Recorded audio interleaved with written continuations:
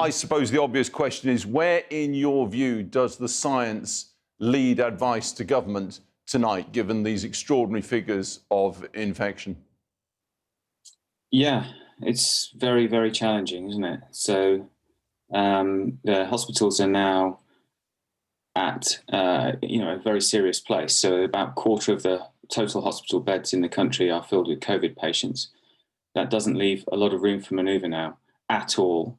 Another 50-odd thousand cases reported today. We've had about 50,000 cases or more reported for the last few days.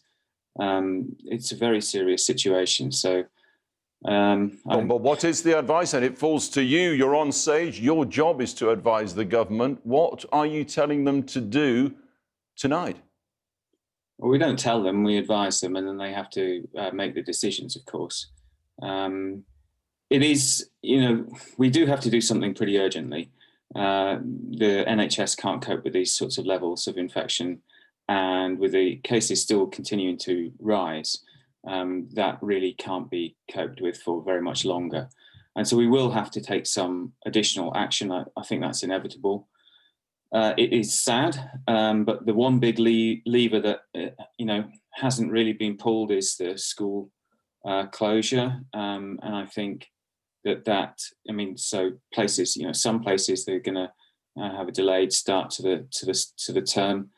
I can see that being rolled out more widely. In just trying to infer from what you're saying, from your personal expertise, do you think we should now be closing, well, hang it all, schools, primary schools, secondary schools, and universities in England, let's say, for starters? Well, I think we'll learn a little bit more over the next week or so, because some schools will return over the next week or over the next couple of weeks, and others won't. So in some areas they won't. So we will know better, in the next week or two about the effect of school closure and whether that's sufficient or not to stop this epidemic, along with the other tiered restrictions. So we will know a little bit more in the next couple of weeks. Because the alarming thing, the alarming thing, Professor, obviously, is we've had school closures. We've had a thing called Christmas holidays. We've had universities closed for getting on for a month. We've had the closure. We're running at 55,000 plus infections per day. Tier 4 is not working. This strain is significantly more transmissible, and that means that we have to take significantly more action in order to try and stop its transmission. So it is roughly 50% more transmissible than the strains we were dealing with before, and we were only just coping with those. And so we will have to do a lot more to bring cases down, unfortunately. And I hesitate to drag a scientist into the vulgar world of politics, but we do have the opposition leader saying tonight, declare a national lockdown in England in the next 24 hours. Am I right in saying that you would say the science favours us towards that? It's what you do with it, partly. So that will buy you some time. And what do you do with the time? If you fritter it away, then it hasn't really gained you very much. Obviously, we are rolling out the vaccine. What we have to do is roll out the vaccine far, far quicker than we have done in the past. Now, the licensure of the Oxford vaccine makes that a much greater possibility. But I do think we need to pull out all the stops to vaccinate the country as fast as we can now. I also really welcome the idea of giving the first dose and then giving the second dose at sort of 12 weeks to allow us to get at least one dose into as many people as fast as possible. So we are taking steps. I think we do need to take more steps.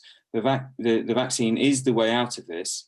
And I think we need to be really radical at expanding the vaccination programme as fast as possible. Professor, we'll have to leave it there, but thanks to your points, there is indeed very little room to manoeuvre for the government. Thank you.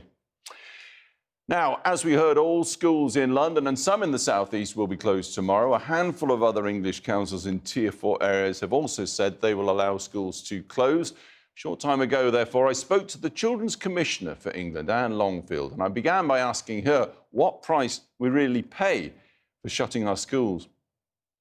It's huge, and I don't think there are many people now that don't understand that closing schools is disastrous for kids. It's a disaster in terms of their education, but also their wider well-being and mental health. It's also a disaster for those families who need to work, because clearly they're going to have to be at home to look after children, or indeed their older siblings are. For teenagers with younger siblings, it's a double whammy.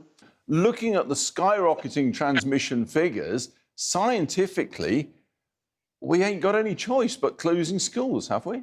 Clearly in London, the South East, there is an issue that needs dealing with. For secondary schools, there's a particular issue about older children, and there's going to be 2 more weeks where they're going to learn offline or online at home. But after that, I would want those periods of time to be as minimal as possible, because what we saw early in the year were the majority of kids just having 6 months outside school. Now, they will never get those 6 months back again. So I want to do everything possible to make sure that those schools can operate. And there's 2 huge factors within this in terms of secondary schools. One is getting the testing up and running in an efficient way over the next week or 2. And the other, I believe, is getting vaccination for teachers. It wasn't high on the priority list before. With the new variant really coming into much more of a play with older children, I think it really needs to be reviewed and looked at. Teaching unions, at least some of them, are saying you don't have to go to work if it's not a safe environment. Here's the letter we'll provide. Send that to your head teacher. Stay at home. Are they right? Well, I would hope that when there are schools open, they will be going into work, because until the chief medical officers tell us that those schools aren't safe and that things have changed dramatically, I think we should work on the basis that they are. But I also think they... Right, so just to get this point, so the unions are wrong to say that. That is not what they should be doing. My job is all about looking at what the impact on children will be as part of the wider community. And I understand that, you know, teaching unions are doing their job here and protecting their staff, and that's right, they should do that. However, I wanted to look at it in the round, and I would prefer that we all worked tirelessly to look how we can make schools as safe as possible, as swift as possible. And I think testing, vaccination, and then robust support catch-up for children and for schools is what will make the difference.